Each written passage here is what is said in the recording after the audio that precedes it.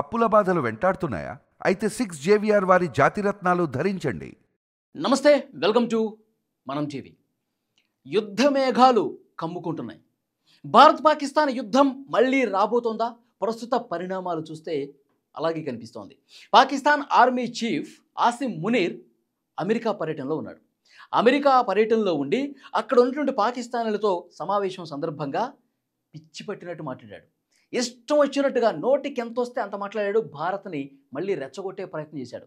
అతను పాకిస్తాన్ నుంచి మాట్లాడాల, అమెరికా గడ్డ మీద నిలబడి మాట్లాడాడంటే ఎలా అర్థం చేసుకోవాలి? ఏమంటాడు ఆసిమ్ మునీర్? మాది అణ్వస్త్రాలు కలిగిన దేశం, అణు సామర్థ్యం కలిగిన దేశం. మేము పోతాం అనుకున్న రోజు అణుదాడి చేసి పడేస్తాం, మాతో పాటు సగం ప్రపంచాన్ని నాశనం చేస్తాం అంటున్నాడు. సగం ప్రపంచాన్ని నాశనం చేసేస్తాడంట ఆసిమ్ మునీర్. నిజంగా ఒక దేశ సైన్యాధ్యక్షుడు ఇంకొక దేశం పోయి ఈ విధంగా రెచ్చగొట్టే వ్యాఖ్యలు చేస్తాడా? అసలు చరిత్రలో ఎవ్వడు చేయాల ఇంత దారుణమైన వ్యాఖ్యలు. అణుదాడి చేసి సగం ప్రపంచాన్ని నాశనం చేసేస్తా అంటే అసలు ఇంత విషయాన్ని పాకిస్తాన్ అధ్యక్షుడు కాబట్టే నింపుకున్నాడని చెప్పి అర్థమవుతోంది. ఇంకేమంటాడు?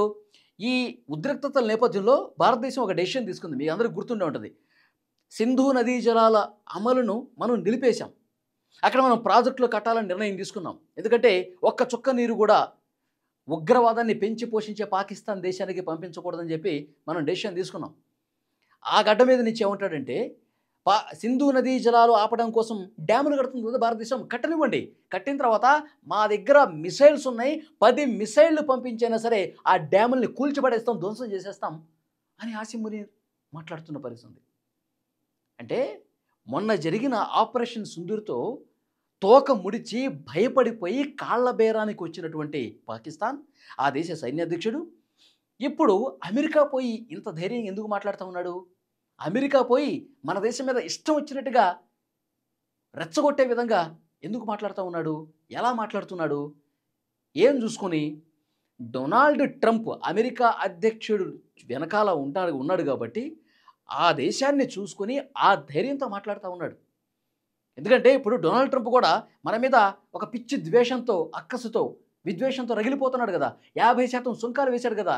భారతదేశం నేను చెప్పినట్టు వింటలేదు, భారతదేశం నా చెప్పు చేతుల్లో లేదు, భారతదేశాన్ని నేను నిలువరించాలనుకుంటున్నాను, నా వల్ల కావట్లేదు.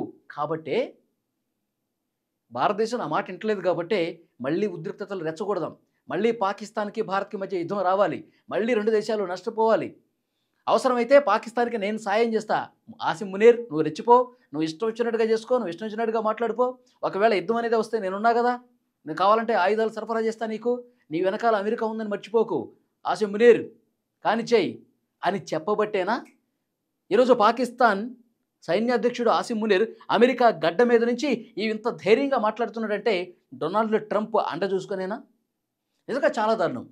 ఆయన వ్యాఖ్యలకి భారతదేశం కూడా చాలా సీరియస్గానే ఖండించింది. రండి చూసుకుందాం అన్నట్టుగానే మాట్లాడింది. మేము తలుచుకుంటే మొన్న ఏం చేశామో అర్థమైంది. యుద్ధ విమానాలు మొత్తం కొల్లబ్ చేశాం, మొత్తం మీ ఎయిర్ బేస్లన్నీ కూడా తునాతునకలు చేశాం, మర్చిపోయారా? మళ్ళీ ఇదే విధంగా రెచ్చగొడితే మీ కరాచీ నేవీ బేస్ను మొత్తం కూడా అరేబియా సముద్రంలో కలిపేస్తాం అని కూడా మనం స్ట్రాంగ్ వార్నింగ్ ఇచ్చాం.